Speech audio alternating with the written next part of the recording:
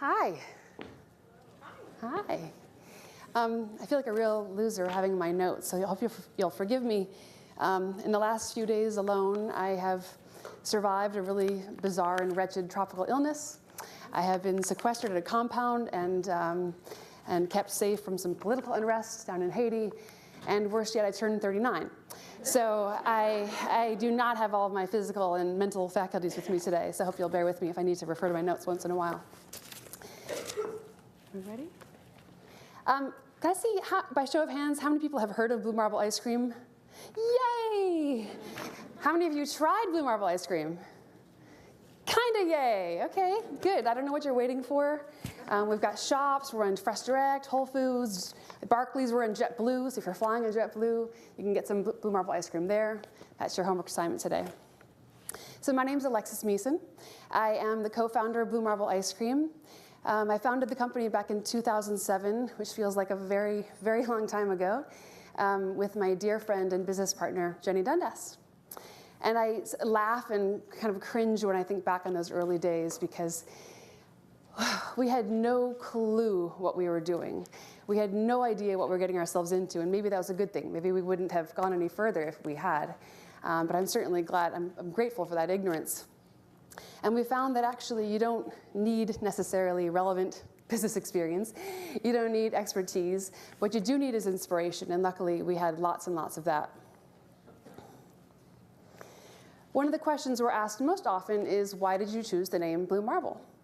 And the answer to that question lies in this iconic photograph. As many of you may know, Blue Marble is the nickname for planet Earth. And we felt it was an appropriate name for our ice cream business because in all that we do, we try to be as supportive as we can to the people, the landscapes, and the resources of this beautiful world around us. Today, I'm very proud to say that Blue Marble Ice Cream is New York City's only certified organic ice cream brand, and one of the very, very few across the country. And we're so proud of this important distinction, not only because it's really, really hard to achieve and maintain, but because it's this public declaration to our customers that demonstrates our commitment to responsible agriculture, to fair wages for our farmers, and to good, honest food, which, as all of you know, is getting harder and harder to find these days. Back in 2008, just 1 year after opening our first shop and in the midst of opening our second, the most unusual and unexpected opportunity came our way in the form of a Rwandan woman who found us somehow and asked if we might come to her community in Rwanda and help a group of women there open an ice cream business of their own. As you can imagine, we were quite surprised and intrigued by why she thought this might be a good idea. And it turned out we found her reasoning quite compelling. She wanted to create safe, sustainable jobs for women. She wanted to support Rwandan farmers. She wanted to enliven her local economy. And perhaps most importantly, she wanted to create a space where her community members could come together and continue the healing process that is still underway, even 20 years past the genocide that happened in 1994. So how can you argue with that?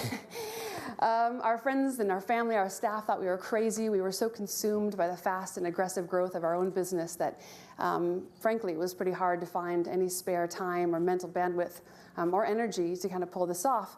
But again, we were so compelled by her reasoning that we said, okay, yeah, I think we'll do that. And that set obviously the launch of our social venture, which is called Blue Marble Dreams.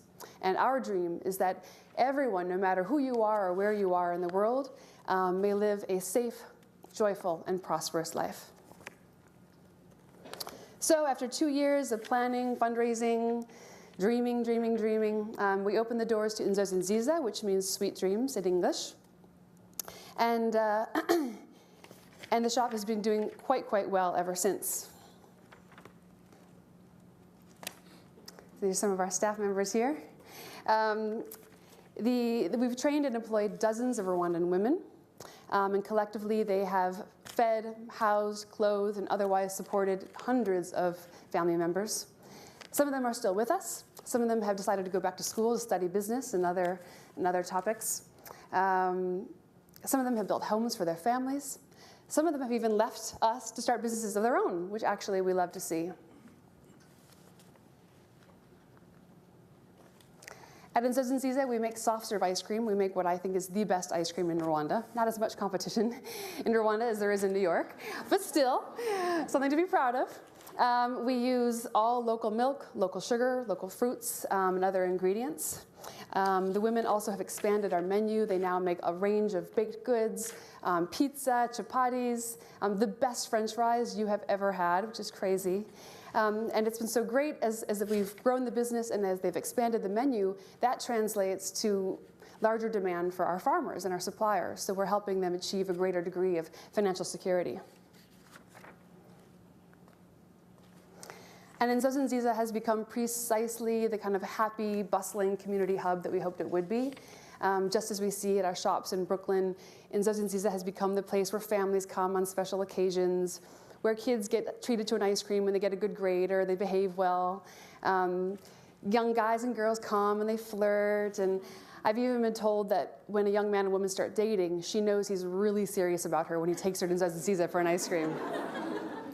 I love to see that because not only is the shop doing quite well as a result of all of this popularity, but it just shows you kind of the universality of ice cream. It's not unique to the United States or to the Western or developed world. It's a universal source of joy for humans everywhere.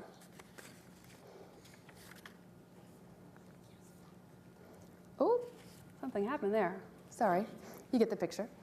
And so as I've watched my business here in New York kind of grow and thrive, and as I've seen Inzozi Nziza thrive, I've realized something. Oh, wow, that looks really bad. I don't know what happened. Sorry about that.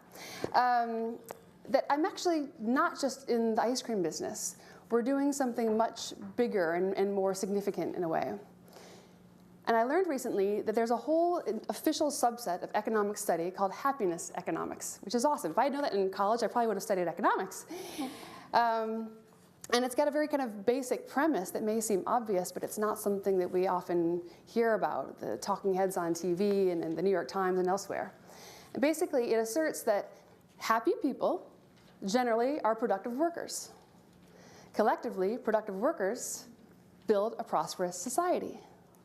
A prosperous society nurtures and perpetuates the happiness of its people.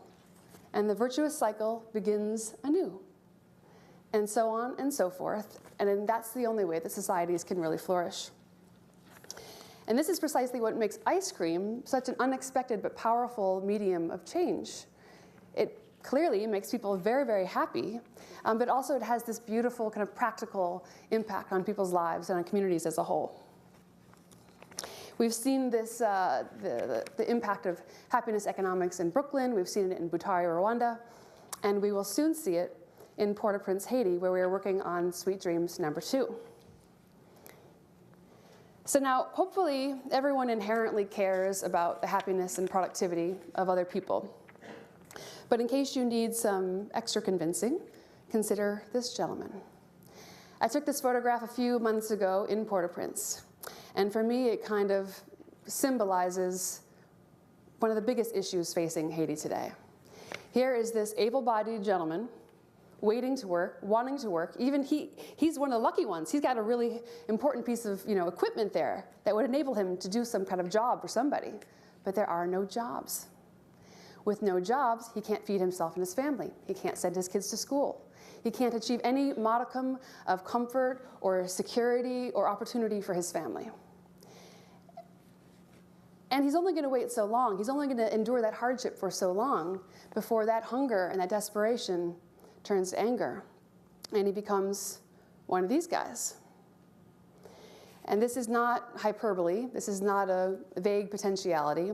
This is real. You won't see it on CNN, but this is happening in Haiti right now. People are hungry, they are poor, they are desperate, and they're mad. Oh boy, I don't think I did. Oh no. All right. Help. I don't think I pressed anything. Oh. Sorry, guys. Okay, there we go. So these pictures were taken in December, just 2 months ago. And they kind of vividly depict how desperate people are there. even when there is a functioning government there, there is no functioning government there. It does so little for its people, and that's why things like private enterprise are so important in order to create jobs and the kind of opportunities that these people so desperately need. And so it goes back to that gentleman in the wheelbarrow. It goes back to investing in the happiness and capacity of our fellow human beings. This is not just a moral obligation towards others. This is an economic imperative for us all. And our approach is through ice cream. So I introduce to you Bel Rêve, which means sweet dreams in Haitian Creole. As I mentioned, we are now currently working on opening a second shop in Port-au-Prince, and much more than just a simple ice cream shop. We have plans to build it into a veritable kind of hub of social connection, of possibility, creativity, opportunity of all kinds. We'll begin by transforming this kind of nondescript, kind of semi-abandoned structure into something that looks like this and this. Not bad, right? You see we got some solar panels, which will help us be almost virtually 100% energy independent, which is really important in a place like Port-au-Prince. We'll be employing local women. Unfortunately, in Haiti, sexual violence and exploitation is also quite common. We're working with an organization that is dedicated to supporting victims of rape and forced prostitution. So we will be training them, employing them, and in all ways we can, setting them on the path towards safe and self-reliant lives. And last but not least, this shot was taken right in Rwanda, just as you walk out of our shop. That's the view, which is quite beautiful. I just wanted to finish by saying that hopefully all of you are here today because, like me, you are dreamers and you want to do something really big and meaningful, maybe through food. And I would just ask, I would implore you that whatever your chosen medium of change is, that you leverage every resource you can get your hands on to invest in the happiness and the capacity of our fellow human beings. In doing so, you won't just empower and uplift lives now, you will actually mitigate the threats of violence that are threatening all of us in our homes, on our streets, across our borders. Thank you so much.